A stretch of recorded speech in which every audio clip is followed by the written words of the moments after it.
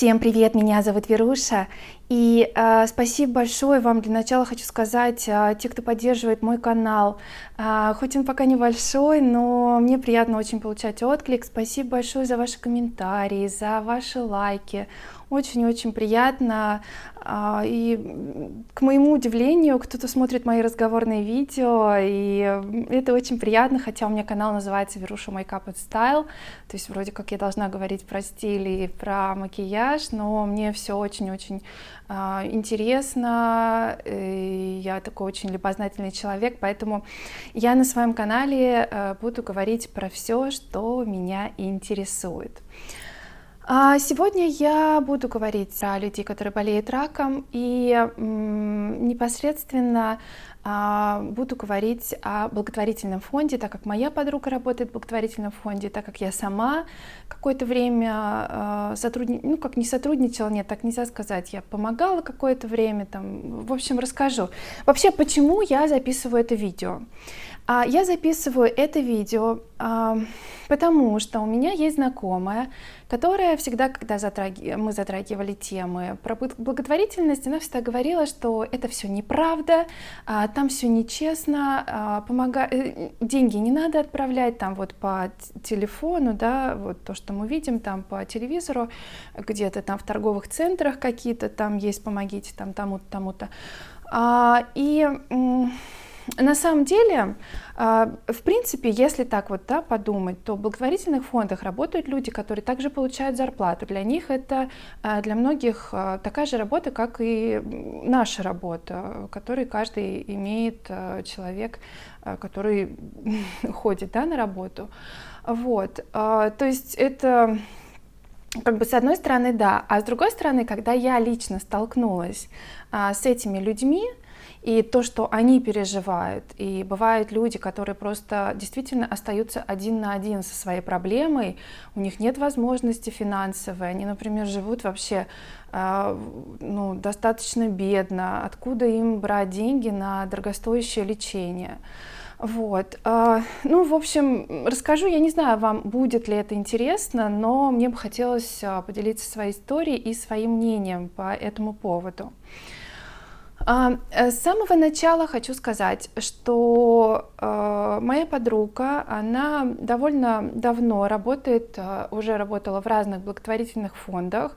Самый популярный, да, это «Подари жизнь», который все знают, самый большой наш благотворительный фонд. Вот. И то, что они действительно там помогают, это правда. И то, что действительно, это вообще, когда подруга моя рассказывала, да, там очень много печальных историй, когда, сегодня ты приходишь, то есть сначала, да, она работала волонтером, те, кто работали волонтером, знают, что это такое, когда ты приходишь, видишь, например, этого ребенка, ты с ним общаешься, а на следующий день уже этого ребенка, к сожалению, нету.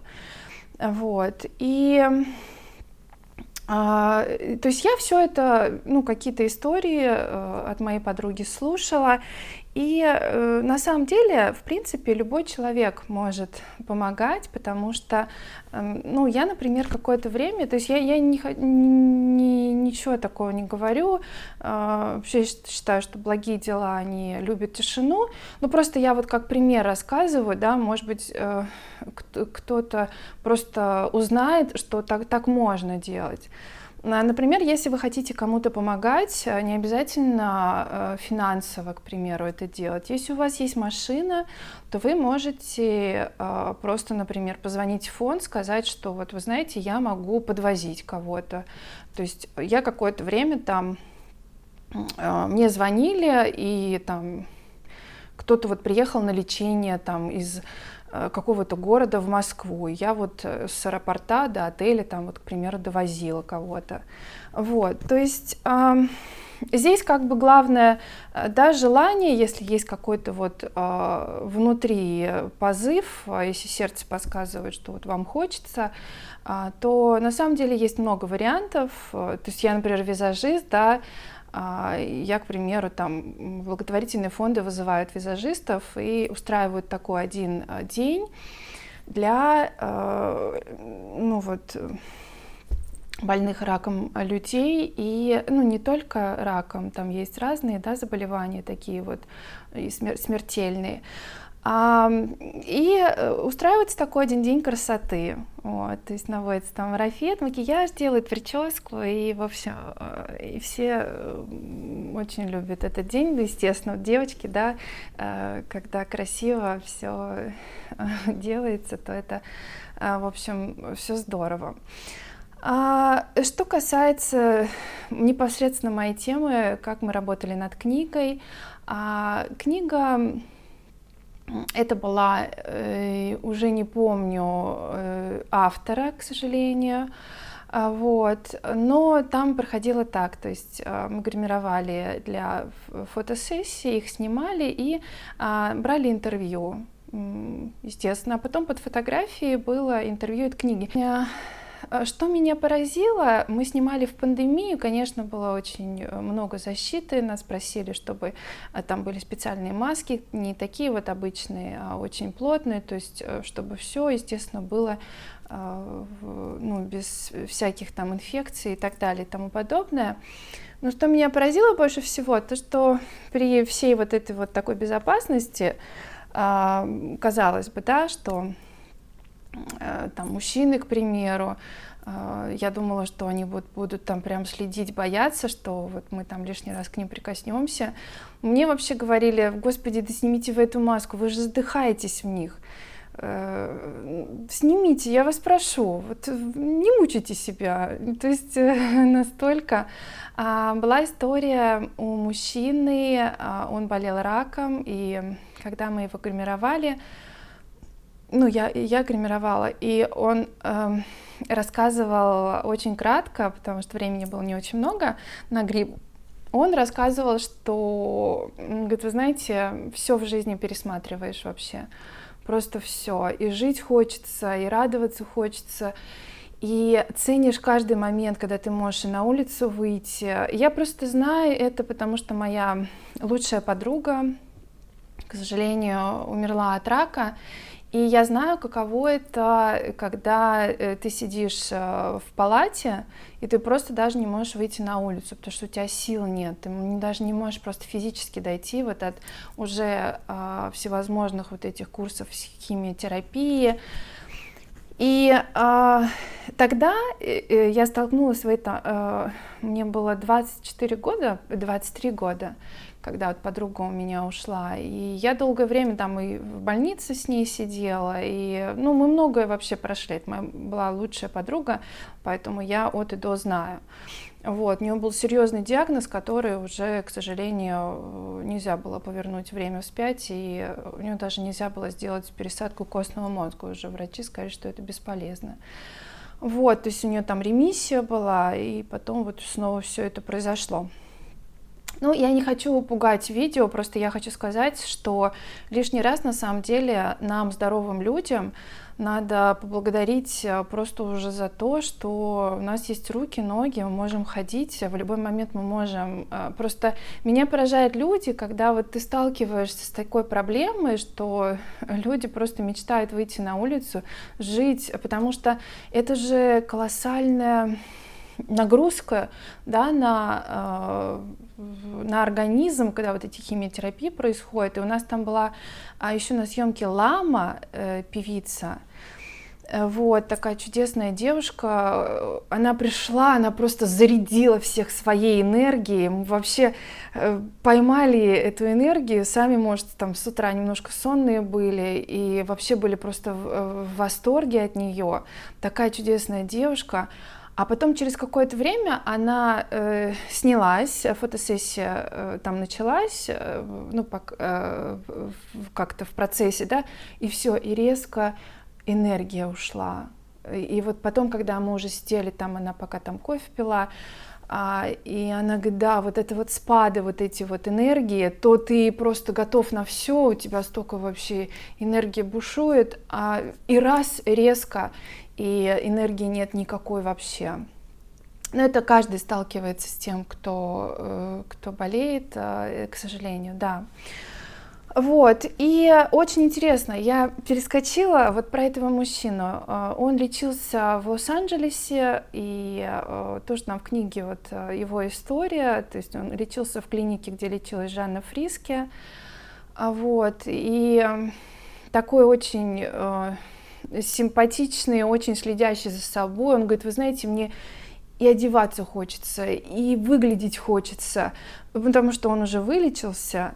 Он говорит: ну вот ты настолько пересматриваешь вообще всю свою жизнь, что просто жить хочется просто в таком темпе бешеном, потому что когда люди уже на грани, да, смерти, то или, ну, не на грани, да, но понимают, что, возможно, их через какое-то время не станет, то, конечно, уже начинаешь ценить жизнь.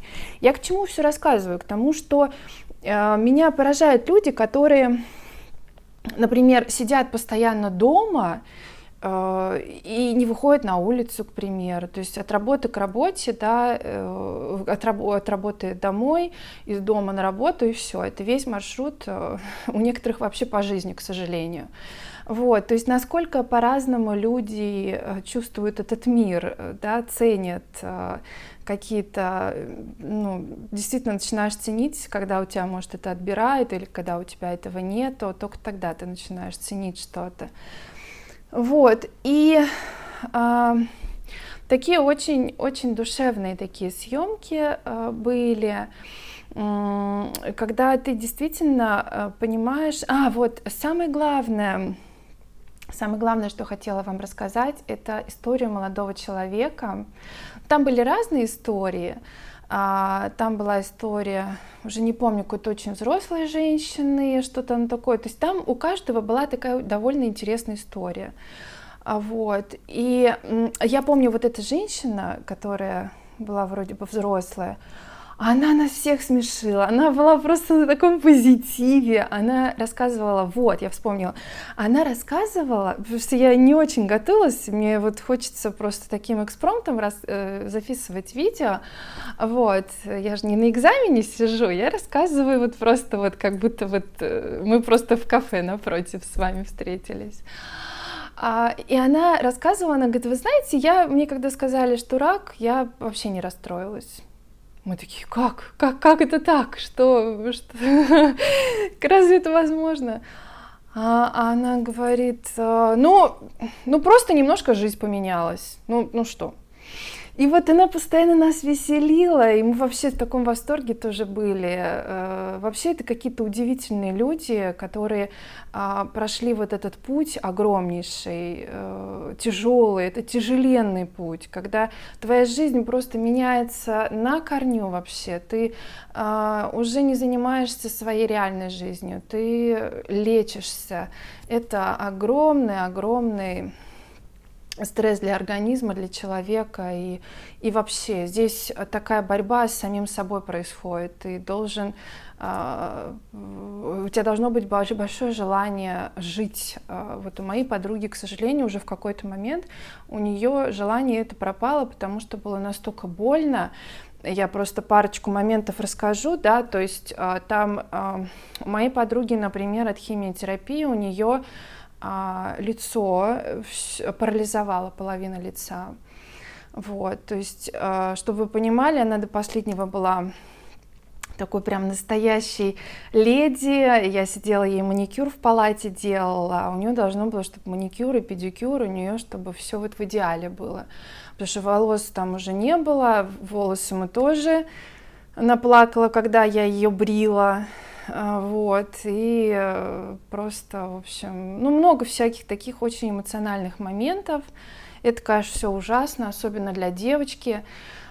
Все это вот волосы брить и так далее, это, конечно, но просто даже вот по движению, когда я брала ее руку, у нее рука просто, она не чувствовала ничего. Вот, то есть ей врачи говорили, чтобы она постоянно, чтобы не было атрофированные руки, да, конечности, вот, и она там что-то ей надо было делать, и когда вот мы делали какие-то упражнения, она говорит: я вообще не чувствую ничего, к сожалению. Вот, ну, самая такая история, которую я хотела вам рассказать, это про молодого человека. Я, к сожалению, точно не помню. Я надеюсь, что я что-то не переверну какие-то факты, но, в общем, этот молодой человек, он лет, по-моему, 16, нет, ну, какой-то, в общем, молодой парень, у него мама и папа, и живет он где-то в какой-то деревне, прям вот маленькой. И просто я потом разговаривала с мамой, когда у него была фотосессия. Очень интересный молодой человек. Там, кстати, еще был молодой человек, который разрабатывает что-то для айфонов, какие-то программы. Он участвовал еще на НТВ в программе «Ты звезда» или что-то такое. Он ничего не видит. Очень классный парень вообще. Мы просто влюбились в него. Такой умничка. В общем, вставлю в видео, что вспомню. У меня прям начинает в памяти все всплывать.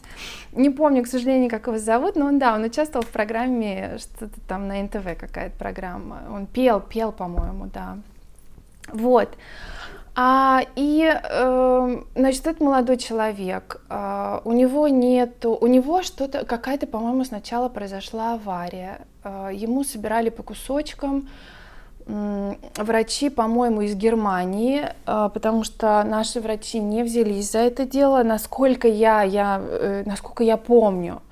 Потому что съемка проходила, наверное, года, 2-3, наверное, назад уже. Вот, и у него что-то там, очень серьезное было с лицом, с головой, вот. А потом у него появился рак. То есть сначала, значит, он восстанавливался от вот этой вот катастрофы автомобильной, где у него уже лица всего не было, то есть там и кожа все, в общем, там показывали вот как на компьютере, как все это вот восстанавливали ему. В общем, страшное дело просто. А потом у него появился рак, насколько я помню. Вот. И меня вообще это так шокировало, просто шокировало, вот как на молодого парня так вот все навалилось вообще на эту семью, в чем они виноваты, за что такое наказание. И он ни с кем не общается, у него друзей нет, он сам рассказывал, что вот он в автобусе едет, над ним все смеются. Но вообще это страшное дело просто. Я думаю, что в школе надо рассказывать детям, и родители должны детям рассказывать, что над этим нельзя смеяться, нужно наоборот поддерживать и по-доброму относиться к таким вещам. Дети жестокие, да, бывают очень. Они сами, наверное, не понимают в таком возрасте, что это очень обидно и неприятно. Вот. И, в общем, долгое время вот этот молодой человек лечился. Мы когда с мамой разговаривали, я прошу прощения, что-то с горлом, мы когда с мамой разговаривали его, то, конечно, ее там трясло просто. И мы все вообще, такая очень эмоциональная съемка была. И она сказала, что только благодаря благотворительному фонду, благодаря вот деньгам, которые отправляют, мы смогли вылечить, потому что это колоссальные деньги. Одно лечение там просто каких-то сумасшедших денег стоит. Естественно, нужно же поддерживать это все. Какие-то лекарства, которые тоже безумных денег стоят. Многие лекарства зарубежные. И так далее, и тому подобное. То есть это все очень-очень дорого. Откуда у семьи, где вот просто вот абсолютно скромная, обычная там мама с папой, да, из деревни, откуда у них такие деньги? Я хочу сказать, что работая в том числе с очень обеспеченными, высокопоставленными людьми, я знаю, что эти люди прекрасно знают вот этот вот энергообмен, когда деньги они не просто вот должны, да, лежать, они должна быть энергия вот эта вот, когда деньги куда-то что-то идет. И много очень, ну как, я не буду говорить прям за всех, что много, но обеспеченные люди, они помогают, являются спонсорами, являются благотворителями. Как раз вот в таких вот благотворительных фондах я знаю, что, например, вот я работала в том числе в благотворительном фонде «Белый цветок», есть такой благотворительный фонд, и там есть как минимум несколько людей, которые анонимные, никто не знает их фамилии, они просто звонят в фонд, это мне рассказывала девушка, которая там является, ну какая-то у нее там должность в фонде. Вот.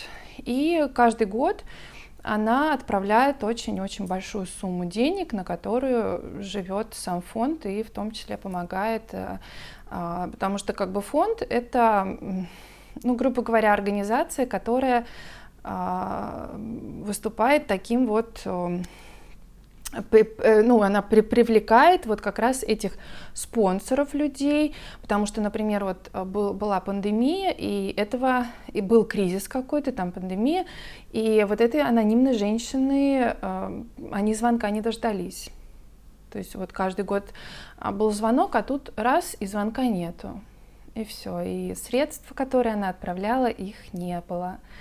Вот, и фонд существенно, ну, он как бы это было существенно для фонда, вот такая потеря, вот. Поэтому к чему я вообще все это записываю? Вот все истории, которые, может быть, я так очень быстро рассказала, да, может быть, надо было как-то более так углубленно, но в общем, как есть, рассказала, как чувствовала. Просто хочу сказать свои ощущения и эмоции по этому поводу, что действительно это у каждого человека своя история в жизни. И когда человек остается один на один со своей проблемой, то, вы знаете, здесь однозначно нужно помогать людям. Мы все должны делать добро. И, ну, просто когда ты сам, если вот ты сам, не дай бог, сталкиваешься с какой-то неудачей, с какой-то проблемой, да, то если у тебя нет возможности, то на кого еще можно положить, ну, как бы откуда взять деньги? Только из какого-то этого фонда или откуда-то, ну, а иначе никак, если у тебя нет этой возможности. Поэтому, когда ты общаешься с этими людьми, то действительно понимаешь, что люди в 10 тысяч раз хотят больше жить, чем, может быть, обычный человек, ну, никак не обычный, да, а человек, который просто живет обычной жизнью, у него нет никаких проблем в плане здоровья, просто ходит с работы на работу, смотрит телевизор, там, так вот может вся жизнь пройти, да. А в это время люди борются просто с самим собой, с своим организмом, кучу времени и энергии тратят на это, кучу денег нужно для этого. Поэтому просто мой посыл в том, что помогать нужно, и благотворительные фонды на самом деле, они помогают. Я не могу сказать на 100%, что там прям все супер честно, там, да, как бы что я не знаю, как это все работает там. Я не могу за это отвечать на 100%.